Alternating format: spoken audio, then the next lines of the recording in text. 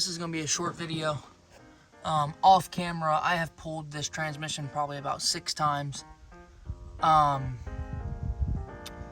There's something going on. I still don't have reverse. I had reverse.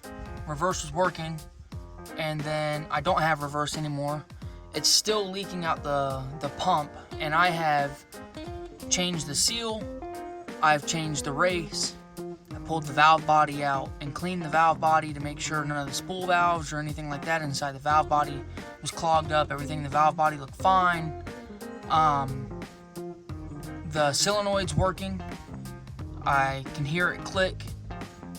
And like I said, it literally reverse worked one night, next day didn't work. And then I cannot figure out why it's leaking out the front of the pump. I've changed the gasket, I changed the race, I changed the torque converter seal, I've changed everything and cannot figure out why it's leaking. And so this transmission's coming out, and this transmission will not go back in the car. I'm over it, I'm tired of it. Well, I say it won't go back in the car, it'll be rebuilt before it goes back in the car. It's gonna get a different pump on it. Pulling all the internals back out. I'm just gonna go through everything because I don't know what else to do at this point. Good news is motor is not breaking up anymore. I figured that out. The fuel injectors were clogged up. Took the fuel injectors out, turned them upside down, and some trash came out of them, which makes no sense because, as you can see back there, I have a filter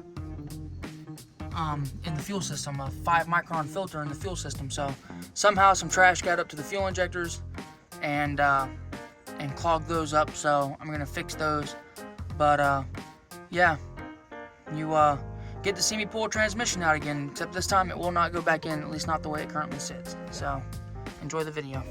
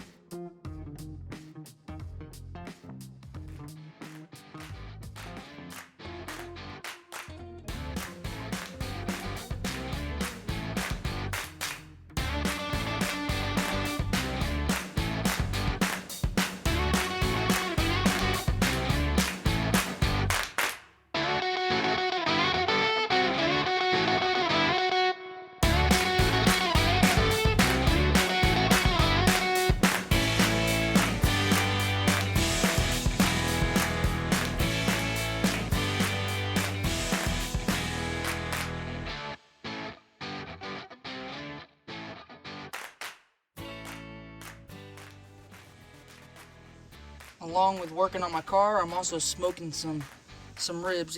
These have been going for about 3 hours. Looking good. Oh, they are looking good.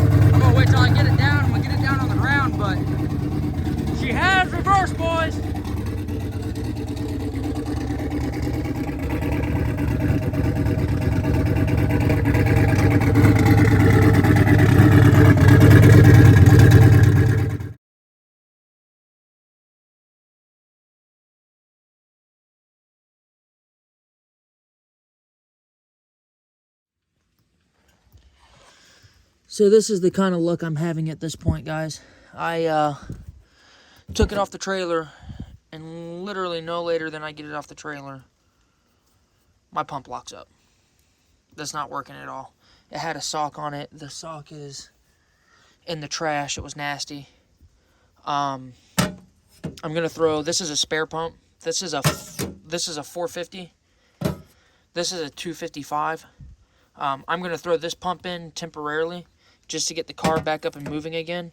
I may take it to the track on this pump and just run 93, because my booster, I have a booster pump in here, MSD. Let's see, it's gonna be upside down. Oh, it might be upside up. I've got an MSD fuel pump booster, so I can boost the voltage. I was only boosting the voltage of this one to 16 volts, and it only, this one's boost reference. You can see the vacuum line coming back here. So it didn't jump the voltage up to 16 volts until after boost hit 5 psi. So I can do the same thing with this one, but I'll boost this one up to like 18 volts after the boost hits 5 psi. And then from 0 to 5 psi, I'll ramp it up slowly. I can do all that with my computer that I tune with. So good news is, you know, I cut a hole in the floor a very, very long time ago when I street drove this car, because I was broke down and had to get a pump in it, and so it does make it fairly easy to access. You can see I had it sealed up with aluminum tape. This is all going to be changing. I've got this is temporary. I'm going to put I found a Aeromotive, what is it, Elite? Aeromotive Eliminator. For $400 on Facebook Marketplace. It looks brand new. So I'm thinking about buying that and switching this car over to an external, and essentially this will all just get capped. All this stuff will go away. And while the tank's out, because I'm going to put a sump in the tank, while the tank's out, I'm going to weld this back up and seal it back down like it's supposed to be, nice and clean, and seal it back up. But for now, I'm glad it was like this. It was very easy to diagnose the pump without having to drop the tank, because, like I said, the car was already off the trailer and on the ground. Literally, I parked the car, shut it off, went to start it back up, pump didn't kick on. The pump had locked up.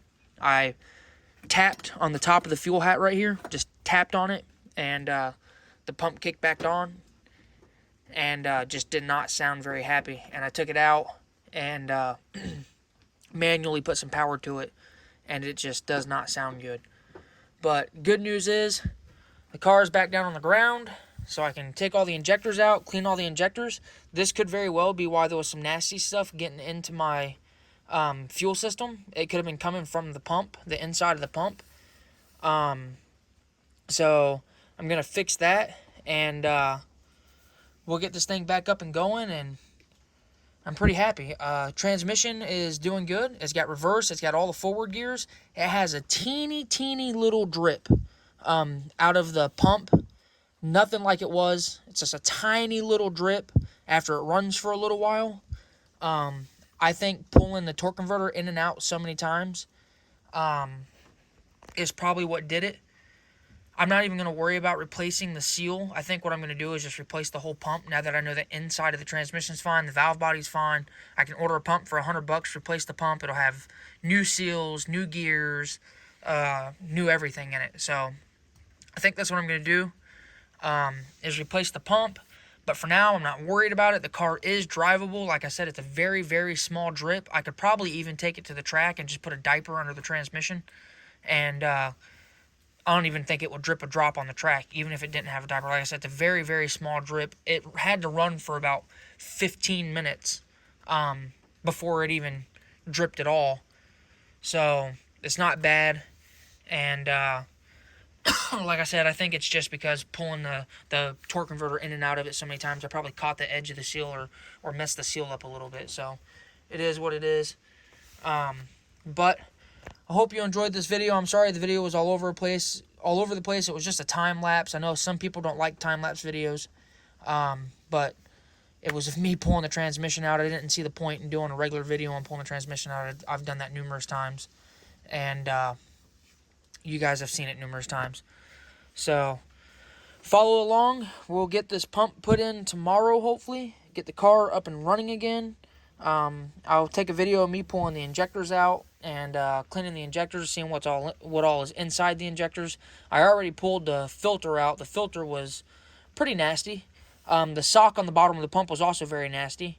I honestly think I just got some nasty fuel from somewhere. There's a lot of sediment, it looks like, sitting down in the bottom of the tank.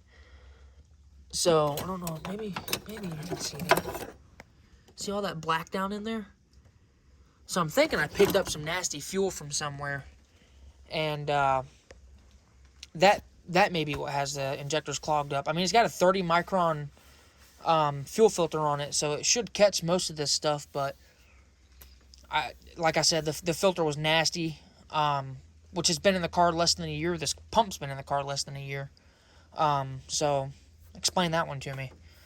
But it was really nasty. Pulled it out, cleaned it, put it back in. I'm going to pull all the injectors out, clean them, put those back in. That should get the motor running tip-top again, which would be fantastic.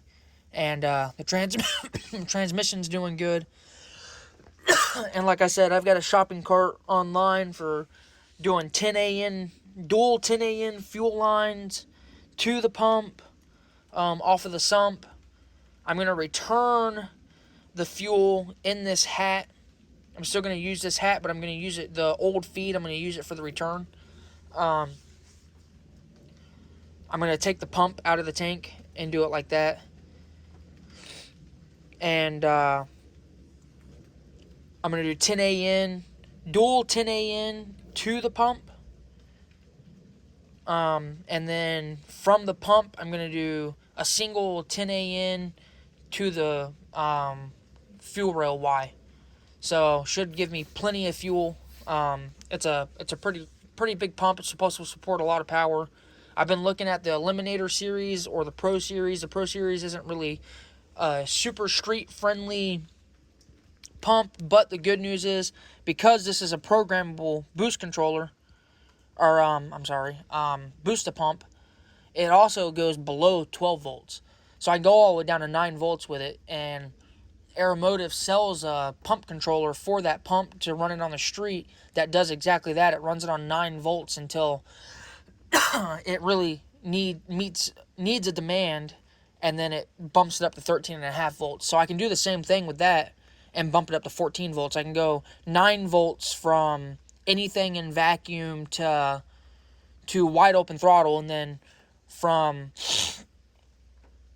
0 boost to like 2 pounds, I can do 13 volts, and from 2 pounds to 10, I can do 14, and then from 10 to 25 psi, I can do 18 volts if I want to. So that's what's pretty cool about that thing, is it's fully programmable, and it's not just boost, it also takes voltage away, which is actually what I was doing with this pump too. I ran this pump at 12 volts instead of 13 or 14 volts, just to keep the demand off of it and keep the fuel system from hydrolocking, keep the temperature of the fuel down a little bit, because I do street drive this car quite a bit, and I've never had an issue with that, so it worked. But tag along, and we'll get this thing back up and going like it's supposed to. Hope you enjoyed the video.